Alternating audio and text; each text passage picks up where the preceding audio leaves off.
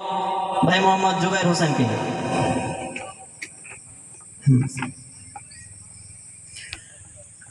পুরস্কার গ্রহণ করছেন মোহাম্মদ রাফিউল ইসলাম।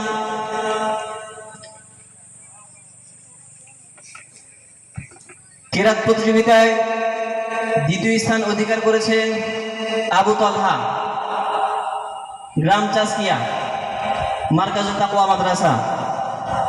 পুরস্কার তুলে দেওয়ার জন্য সবিনয় অনুরোধ করছি জনাব মোহাম্মদ আব্দুল কুদ্দুস সাহেব, হাফেজ মাওলানা মোহাম্মদ ইসা সাহেবকে।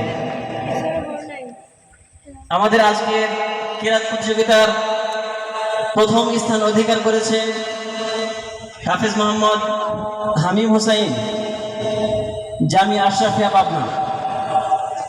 পুরস্কার তুলে দেওয়ার জন্য সবিনয় অনুরোধ করছি জনাব মোহাম্মদ নুরুন নবী, জনাব মোহাম্মদ আফাজউদ্দিন নাসা সাহেবকে।